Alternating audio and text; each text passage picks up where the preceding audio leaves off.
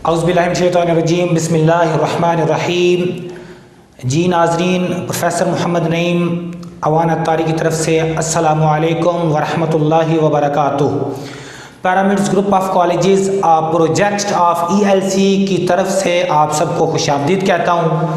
जैसा कि आपके इल्म में है कि प्रिंसिपल्स ऑफ अकाउंटिंग यानी सब्जेक्ट अकाउंटिंग के हमारे लेक्चर्स का सिलसिला जारी है, जिसका आज लेक्चर नंबर 5, जिसमें हम मज़ीद कुछ डेफिनेशंस एंड कॉन्सेप्ट्स की तरफ चलते हैं।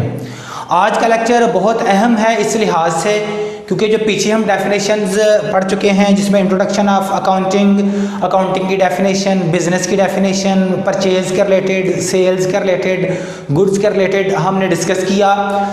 तो वो डेफिनेशंस और कॉन्सेप्ट्स के बाद जो मेन ऐसी डेफिनेशंस अकाउंटिंग की आज हम डिस्कस करने जा रहे हैं, जिनको हम कहते हैं 5 पिलर्स ऑफ अकाउंटिंग। पिलर आप समझते हैं स्तून, तो ये बहुत अहम डेफिनेशंस हैं, पिलर्स ऑफ अकाउंटिंग हैं। इन 5 डेफिनेशंस, इन 5 पिलर्स जिनको आज हम डिस्कस करने जा रहे हैं, इनकी बुनियाद पर समझ लें आपकी अकाउंटिंग का बहुत ज़्यादा इन्हिसार है। इनको 5 rules of debit and credit भी कहते हैं और इसकी बुनियाद पर अकाउंटिंग इक्वेशन भी बनती है। इनकी बुनियाद पर इनको समझकर ही जर्नल जब बनाते हैं तो उसमें डेबिट और क्रेडिट का सिलसिलाकार होता है। तो सारा ओवरऑल बहुत अहम है। तो अभी हम शुरू करते हैं जो 5 पिलर्स ऑफ अकाउंटिंग, जिसमें हमारे यहाँ पर आ जाता है एसेट्स, लायबिलिटीज, कैपिटल, एक्सपेंसेस और रेवेन्यू यानी इनकम। तो स्टेप बाय स्टेप हम सबको डिस्कस करते हैं। ये फर्स्ट डेफिनेशन है एसेट्स। एसेट तो वैसे भी आपने सुना होना, लफ्ज़ एसेट का मतलब होता है असासा जात। तो एक लफ्ज़ हम अक्सर कहते हैं जी आप इस कंपनी का असासा हैं, आप एक वैल्यूएबल एसेट हैं। तो जितना आपने एसेट के लफ्ज़ के बारे में सुना होगा, आपको ये तो पहले इल्म होगा कि एसेट असल में ज़ाहिर करता है किसी कीमती चीज़ को। तो अभी इसकी डेफिनेशन पढ़ते हैं। Assets are the things having certain value. Assets चीज़ें हैं जिनकी ख़ास कीमत होती है। एसेट होते ही वो हैं जिनकी ख़ास कीमत होती है। ये वैल्यूएबल थिंग्स होती हैं, possessed by a business and received by a business. ये पोजेस्ड बाय अ बिजनेस होती हैं। पोजेस्ड का मतलब है कि मौजूद होना। पोजेस्ड जो मलकियत में हो,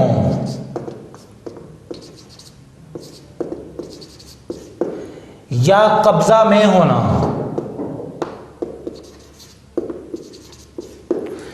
आमतौर पर हम कहते हैं आई हैव 2 हॉर्स, मेरे पास 2 घोड़े हैं। आई हैव 2 मार्कर्स, मेरे पास 2 मार्कर हैं। लेकिन ये हो सकता है किसी और के हों। तो हैव का लफ्ज़ की बजाय इस डेफिनेशन में पोजेस्ड का आया है कि अगर मैं ये कहता हूँ ना आई पोजेस 2 मार्कर्स, तो इसका मतलब है कि ये 2 मार्कर मेरे पास हैं और ये मेरी मलकियत में हैं। तो इसलिए मलकियत का लफ्ज़ एसेट्स के लिए ज़रूरी है कि कीमती चीज़ें भी हों और आपकी मलकियत में भी हों, तो तब वो आपके एसेट हैं, आपके बिजनेस के एसेट्स हैं। तो एसेट्स कीमती अशिया हैं जो पोजेस्ड बाय अ बिजनेस, जो कारोबार की मलकियत में हों, and receivable by a business, या कारोबार के लेने वाले हों। यानी एक तो आपके पास मौजूद हैं आपके एसेट्स, या आपके किसी दूसरे के पास कीमती चीज़ है आपने, लेकिन अब मालिक आप खुद हैं, आपने वो चीज़ लेनी है तो वो भी आपका एसेट है। जिस तरह इसकी एग्जांपल की तरफ चलते हैं, ऑन अ पर्टिकुलर डेट, किसी खास तारीख पर आप देखते हैं कि इस तारीख पर मैंने मिसाल के तौर पर बैंक से मैंने 50,000 लेना फ़र्ज़ करें, तो ये वो 50,000 बैंक बैलेंस मेरा एसेट है, क्योंकि वो रिसीवेबल है इस वक्त मेरे पास नहीं लेकिन बैंक में है, तो मेरे एसेट है। तो for example furniture, building, land, cash and bank balance etcetera. तो बड़ी आसान सी एग्जांपल्स हैं। ये फर्नीचर हो गया आपका, जिस तरह इस रूम में अगर देखें तो ये AC है तो ये भी हमारा एसेट है, ये LCD है तो ये भी हमारा एसेट है, फैन लगा हुआ है, चेयर्स हैं रूम में तो ये भी हमारा एसेट है। तो ऐसी कीमती जितनी भी चीज़ें आपके पास होती हैं वो आपका एसेट होते हैं। ये ज़मीन, ये बिल्डिंग, जिस तरह लैंड की मिसाल दी गई, फर्नीचर वगैरह की मिसाल दी गई, इसके अलावा भी काफ़ी एसेट्स की एग्जांपल्स आपको मिल जाएंगी, लेकिन आपने फिल वक्त इतनी ही याद करनी है ताकि इनफ है लिखने के लिए। तो नेक्स्ट है लायबिलिटीज़। जो दूसरे में मैंने लिखा है पिलर्स में से, यानी ज़िम्मेदारियाँ वाजबात, जहाँ हमें कारोबार के बारे में पता होना चाहिए हमारे एसेट्स कितने हैं, वहाँ हमें ये भी पता होना चाहिए हमारी ज़िम्मेदारियाँ क्या हैं, वाजबात कितने हैं, पेबल्स कितने हैं, देने वाले पैसे हमारे कारोबार के ऊपर कैसे हैं। तो liabilities are the debts or obligations, मैंने हाईलाइट किया हुआ इनको रेड किया है ताकि समझ आ सके। लायबिलिटीज़ आर द डेट्स, ज़िम्मेदारियाँ कर्जे होते हैं, और ऑब्लिगेशंस या वाजबात होते हैं, ये कर्जे हैं या वाजबात हैं अदा करने वाले ऑफ अ बिजनेस, एक कारोबार के। For example creditors, bank loan, bills payable. Creditors वो लोग जिनसे उधार माल खरीदा और पैसे देने हों, वो भी हमारी लायबिलिटी हैं। बैंक से कर्जा लिया हुआ है तो वो भी हमारी लायबिलिटी हैं। बिल हैं कोई अदा करने वाले तो वो भी हमारी लायबिलिटी हैं। तो आई होप आपको लायबिलिटी भी समझ आ गई होगी। तो इजी है और बहुत अहम कॉन्सेप्ट, बहुत अहम डेफिनेशन है ये भी अकाउंटिंग की। नेक्स्ट डेफिनेशन है आज की कैपिटल। तो कैपिटल कहते हैं हम सरमाया को, सरमाया इसको अंडरस्टैंड करते हैं। It is the source of funds, ये एक जरिया है पैसों का, रकम का, फंड्स का। कारोबार का एक जरिया है फंड्स का, लेकिन कौन सा जरिया है? प्रोवाइडेड बाय द ओनर और ओनर्स, जिसको मालिक या मालकान मुहैया करें ऑफ द बिजनेस, कारोबार के, टू स्टार्ट अ बिजनेस और टू एक्सपेंड अ बिजनेस। कारोबार को स्टार्ट लफ्ज़ के मानी हर कोई बच्चा समझता है। स्टार्ट से मुराद की कारोबार को शुरू करने के लिए या कारोबार को वसी करने के लिए, बढ़ाने के लिए जो पैसे लगाए जाते हैं वो भी कारोबार में कैपिटल कहलाता है।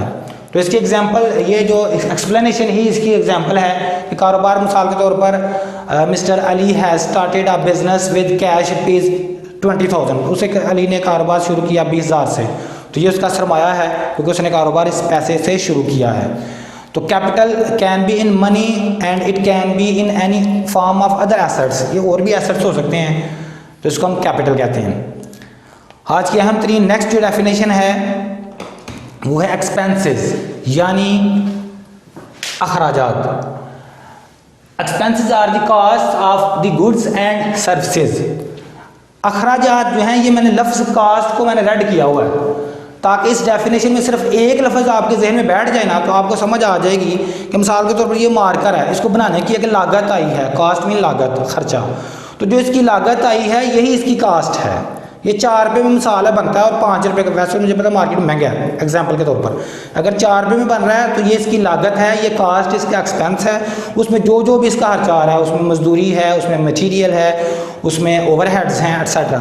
तो ये एक्सपेंसेस हैं of the goods and services. ये अशिया पर लगाई जाए लागत या खिदमात पर लगाई जाए। ऑब्टेनिंग रेवेन्यू, किस मकसद के लिए? Used up in the process of obtaining revenue, ताकि आमदनी हासिल करने के अमल में जो लागत आती है वो हमारा एक्सपेंस होता है, वो हमारा खर्चा होता है। अब देखें, इसको तैयार करेंगे तो फिर ही हम इसको बेच सकेंगे ना। तो तैयार करने का जो खर्चा आ रहा है, जो कास्ट आ रही है, वो हमारे एक्सपेंस हैं। इसकी एग्जाम्पल से मजीद क्लियर हो जाएगा। For example salaries, rent, insurance, जो तनख्वाहें दे रहे हैं, जो किराया दे रहे हैं, जो इंश्योरेंस है, इसमें आप परचेजेस कह लें, रॉ मटीरियल कह रहे हैं, एटसेट्रा। तो नेक्स्ट आज की लास्ट और अहम तरीन डेफिनेशन है रेवेन्यूज़, जिसके लिए कारोबार में सारी मेहनत की जाती है। रेवेन्यू का मतलब होता है इनकम, इसको इनकम भी कहते हैं उर्दू में आमदन। तो अकाउंटिंग में रेवेन्यू से मुराद है it is the price, it is a price of goods and sold और सर्विसेज प्रोवाइडेड, ये कीमत है। अब मैंने यहाँ पर इसमें एक ही लफ्ज़ को सिर्फ रेड किया है, हाईलाइट किया है, प्राइस को। जिस तरह पिछली एक्सपेंस की डेफिनेशन सिर्फ कास्ट में सारी छुपी हुई है, ये सारी डेफिनेशन प्राइस में छुपी हुई है कि जो आप अपनी खिदमात दे रहे हैं या आप जो अशिया बेच रहे हैं उसकी जो आपको कीमत मिलती है, that is revenue for a business provided by a business to the customers, जो ग्राहकों को अशिया बेची जाती हैं या खिदमात मुहैया की जाती हैं, उसकी जो कीमत मिलती है वो क्या है? Revenue. For example sales, rent received etcetera.